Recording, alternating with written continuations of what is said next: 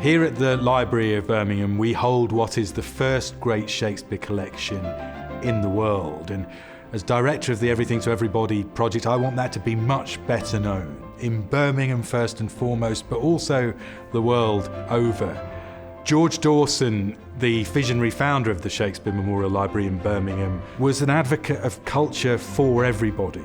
And we're finding out that that really mattered to people in Birmingham. It was part of their cultural identity, but also that it was celebrated elsewhere in the world.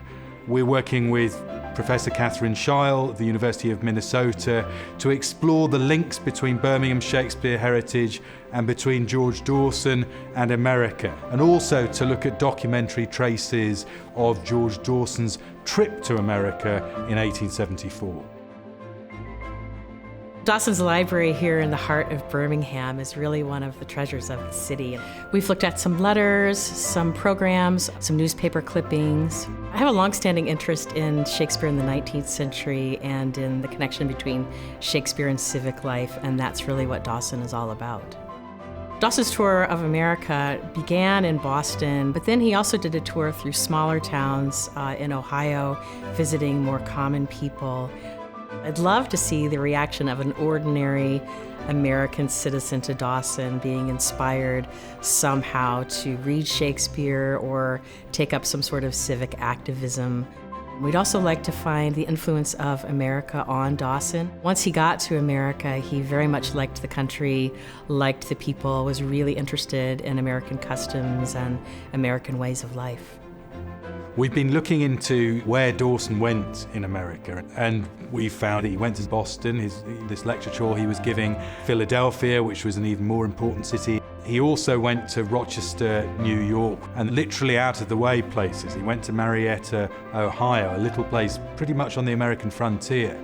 When he was in Philadelphia, somebody called J. Parker Norris held a big Shakespeare banquet for Dawson, and every course was themed. For chicken cutlets, they quote The Merchant of Venice and the rather horrible, gruesome lines where Shylock's saying you're going to cut that bit of meat nearest to his heart. For the champagne they had is Enter Froth, which is a stage direction from Measure for Measure. And each one of them has that kind of freshness and playfulness, provocation, which suggests that being a Shakespearean at that moment wasn't so institutionalized, that there was scope for fun and creativity.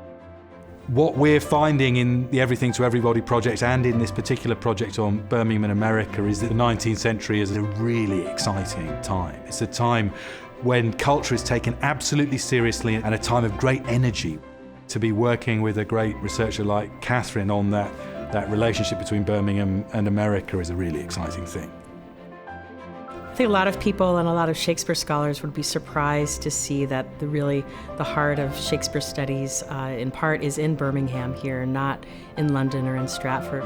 And the collection is vast but largely uncatalogued, and so there's a lot more to find here. It's exciting to be part of a new initiative and really part of a project that's just getting off the ground. Birmingham has sometimes been an underestimated place, and this really clearly makes plain that Birmingham was a cultural power in the 19th century. It was a pioneering cultural power. It's an intensely local story, and it shows us why Birmingham really mattered and why it might matter again today.